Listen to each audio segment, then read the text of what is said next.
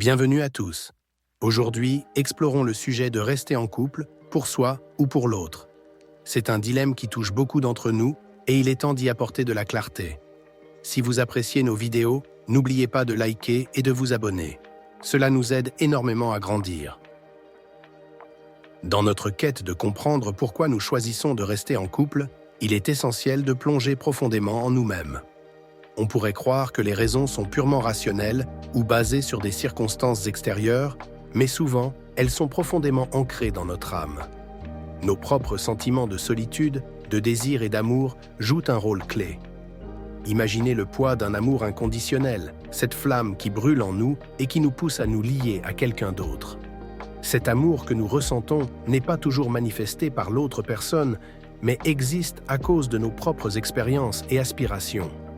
Cet amour reflète une partie de notre propre être, de nos désirs cachés et de notre quête de complétude. Lorsque nous regardons plus loin dans notre psyché, nous découvrons que la peur de la solitude est une force motrice puissante. La solitude, avec son étreinte froide et silencieuse, peut sembler être un adversaire redoutable. Nous cherchons donc la présence d'un autre pour combler ce vide, pour avoir une épaule sur laquelle pleurer et une main à tenir dans les moments de doute.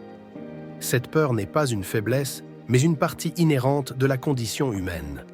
Elle nous rappelle que, malgré notre force individuelle, nous avons besoin de connexion, de réconfort et de compagnonnage pour naviguer à travers les tempêtes de la vie. En analysant nos motivations, nous devons également contempler nos propres rêves et aspirations. Quelque part dans notre cœur, nous pouvons avoir des visions de notre futur parfait, un futur où nous partageons notre vie avec quelqu'un qui nous comprend et nous complète. Ces visions ne sont pas seulement des illusions, mais des manifestations de notre désir profond d'accomplir et de partager ces succès avec quelqu'un d'autre. Cela nous pousse à rester engagés dans une relation, car nous espérons que nos rêves pourront se réaliser plus facilement avec un partenaire à nos côtés. Finalement, il est important de reconnaître que nos choix relationnels sont aussi guidés par un sens de l'accomplissement personnel. Lorsque nous investissons dans une relation, nous ressentons une certaine fierté et satisfaction. Cette épreuve des relations, avec ses hauts et ses bas, forge notre caractère et renforce notre résilience. En restant en couple et en surmontant les défis, nous grandissons et découvrons de nouvelles facettes de nous-mêmes. Chaque obstacle surmonté est un témoignage de notre force intérieure, un monument de notre détermination à créer un amour durable. Comprendre les attentes de l'autre est essentiel pour maintenir une relation saine et équilibrée. Les attentes, qu'elles soient explicites ou implicites, influencent profondément notre comportement et nos sentiments dans une relation. L'une des premières étapes pour gérer cela est de reconnaître et d'accepter que ces attentes existent. Il est tout aussi essentiel de communiquer ces attentes. Trop souvent, les attentes non exprimées peuvent mener à des frustrations et des malentendus. Engager une conversation honnête et ouverte avec votre partenaire peut permettre d'éviter ces écueils. Cette communication constante est la clé pour mieux comprendre les besoins de l'autre et ajuster nos propres attentes en conséquence. Parfois, expliquer vos propres attentes peut sembler intimidant, surtout si vous craignez la réaction de votre partenaire.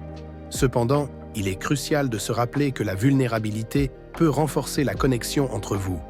Les relations authentiques se construisent sur la transparence et le partage sincère des sentiments et des attentes. L'autoréflexion est également une étape importante. Prenez le temps de réfléchir à vos propres attentes. Sont-elles réalistes? Sont-elles justes envers votre partenaire? Comment ces attentes influencent-elles votre comportement et vos sentiments? En prenant du recul, vous pourrez mieux ajuster vos attentes et trouver un juste équilibre. Il est possible que les attentes de votre partenaire diffèrent des vôtres. Cette divergence peut parfois créer des tensions.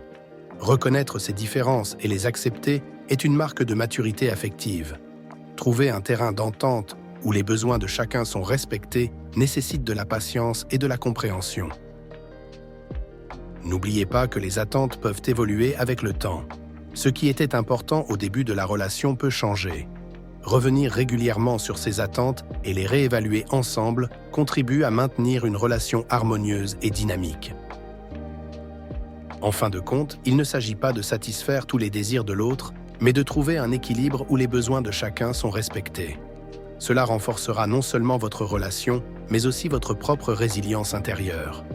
Cultiver la compréhension et la patience vous aidera à naviguer les attentes de l'autre avec sagesse et force. Prenons un moment pour réfléchir. Êtes-vous en couple pour les bonnes raisons? Si ce contenu vous parle, n'hésitez pas à liker et à vous abonner pour soutenir notre chaîne. Ce n'est pas la fin de la vidéo, restez avec nous.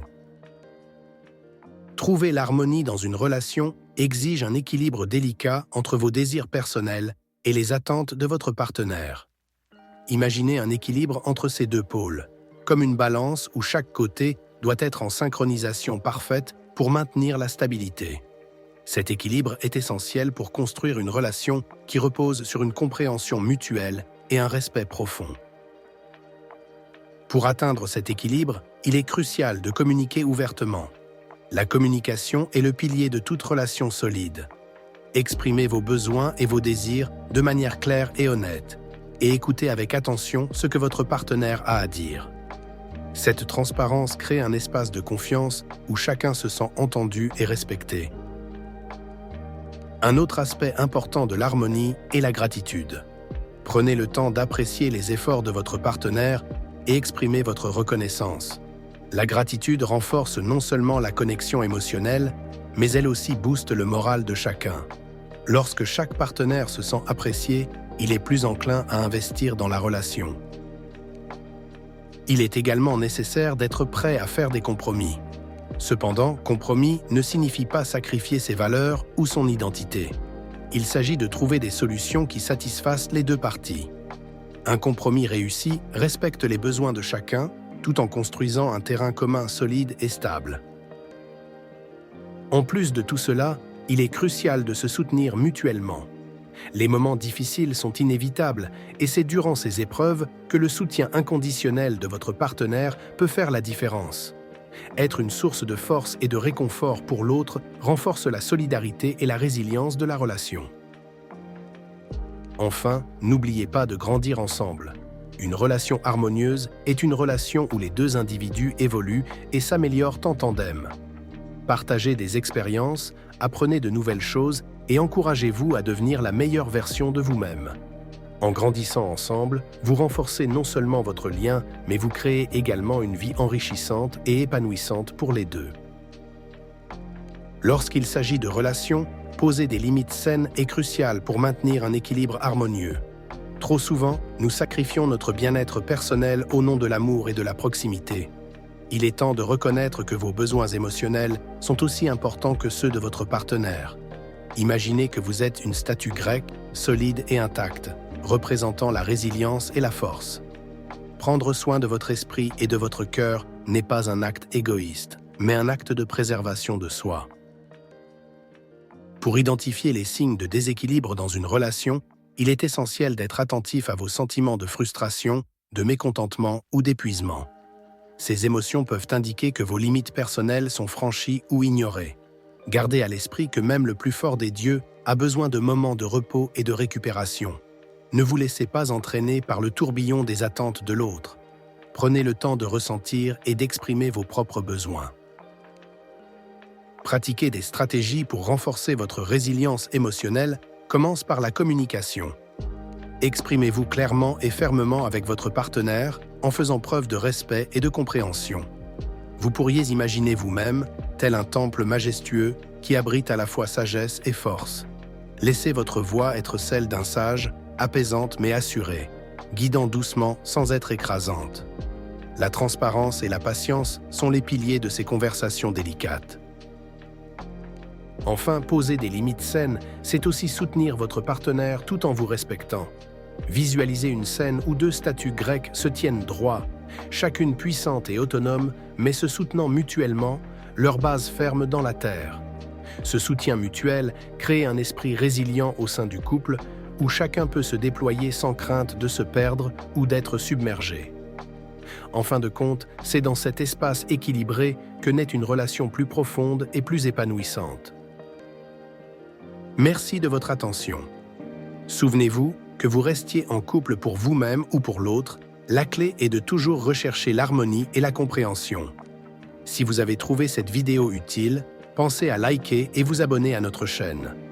Votre soutien est crucial pour notre développement. À très bientôt.